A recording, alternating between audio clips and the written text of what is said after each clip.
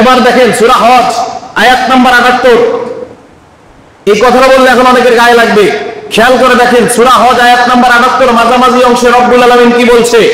বলছে মিল্লাতা আবিকুম ইব্রাহিম হুয়া সাম্মাকুমুল মুসলিমিন। আয়াতটা সবার পরিচিত না?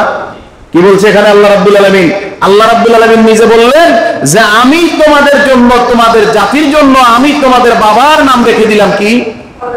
কথা বলেন কি? জাতির বাবার নাম কি রাখছে? কার? কোন জাতি? মুসলমান জাতি। কোন জাতি? মুসলিম জাতির পিতার নাম আল্লাহ রাব্বুল আলামিন ঘোষণা দিলেন আমি রাখলাম, তার নাম ইব্রাহিম। আর আমরা বাংলাদেশে কি করি? স্বাধীনতার 55 বছর, প্রায় 55 বছর, এতদিন পর্যন্ত সবাই জানে, সবাই প্রচার করতেছে, বিভিন্ন মিডিয়ায়, বইতে, সব জায়গায় জাতির পিতা শেখ মুজিব প্রচার হইতে হয় না? এই বিধানটা যারা বাস্তবায়ন করছে, যারা প্রণয়ন করছে, যারা আমল করে, যারা শুনে, যারা বক্তব্যে মঞ্চে সব জায়গায় এই কথা বলে, সবগুলো লোক টাটকা মুশরিক। বলি নাউজুবিল্লাহ। বিশ্বাস হয় না?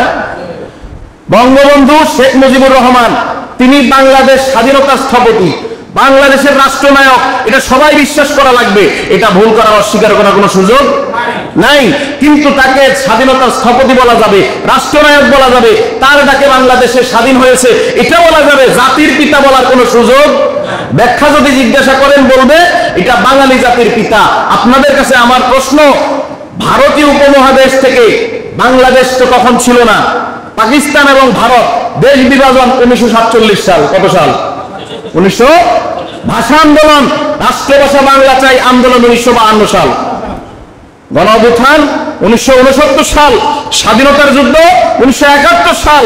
তাহলে বোঝা যায় বাংলা ভাষার জন্য লড়াই চলছিল 1952 সালে। তাহলে বোঝা যায় বাংলা ভাষার অতীত আরো আগে, বাঙালি জাতির অতীত। কথা বলেন, আরো আগে কিনা? তাহলে বাঙালি জাতির পিতা কিভাবে হয়? কারণ হচ্ছে বাঙালি জাতির ভাষা বাংলা ভাষা। আমি নিজে একজন বাংলা লেকচারার, আমি নিজে একজন বাংলা সাহিত্য নিয়ে অনার্স মাস্টার্স করা। আমরা নিজেরাই জানি বাংলা ভাষার ইতিহাস ঐতিহ্য, আমরা নিজেরাই জানি। এখন প্রশ্ন হচ্ছে, একটা মানুষকে বেশি পদবি দিতে গিয়া মানুষের কাছে কালার করে যারা করছে, এখন যারা মানে সবাই মুশরিক। আল্লাহ আমাদেরকে হেদায়েত করুক, বলে আমিন।